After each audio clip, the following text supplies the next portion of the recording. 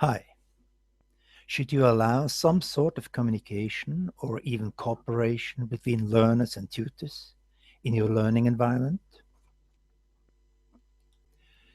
After watching this video, you can differentiate between different types of e-learning, and you can list the characteristics of each type. You can describe the challenges and the benefit of introducing communication and cooperation into a learning arrangement.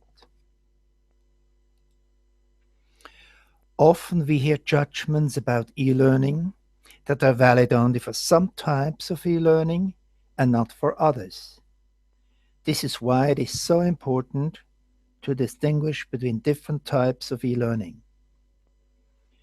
There's the computer-based training for hard skills, product presentations, IT tutorials. This is the classical drill and practice programs that we know for years. Then there's the computer-based training for soft skills, coaching of employees, change management. They are based on multimedia, mostly video.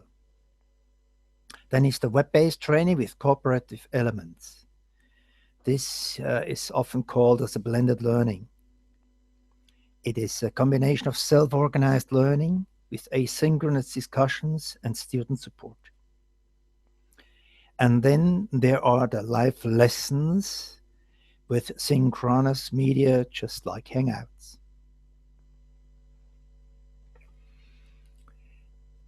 We can make a clear distinction between computer-based training, where learners do self-guided study with multimedia support, and on the other hand, internet-based learning environments, including communication or even cooperation among students and between students and tutors.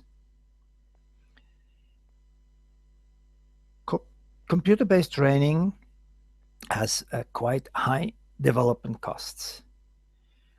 But on the other hand, there is no effort to support the students. There is only limited interactivity. This is the typical drill and practice and the testing.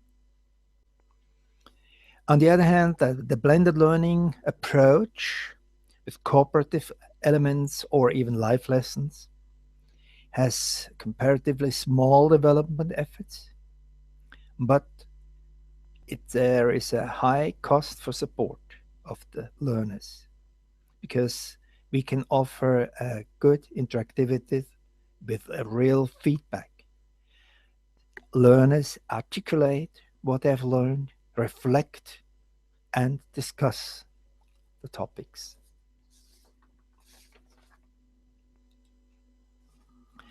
The decision to include communication is a hard one.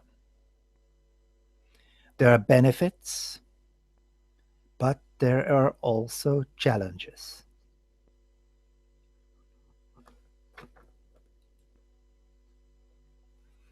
Look at the list of benefits and challenges.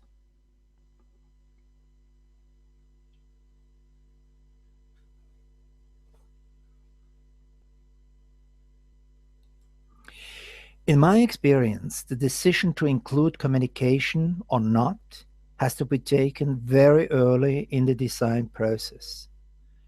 Learning environments where communication channels are offered as an add-on without being consequently weaved into the other learning activities will fall apart. If you're convinced that this exchange of ideas among students and tutors is an indispensable element of the learning environment, then you have to take the trouble and the effort to create such communication processes. Then and only then, you have to commit yourself to the difficult task to elicit and care for the engagement of all participants.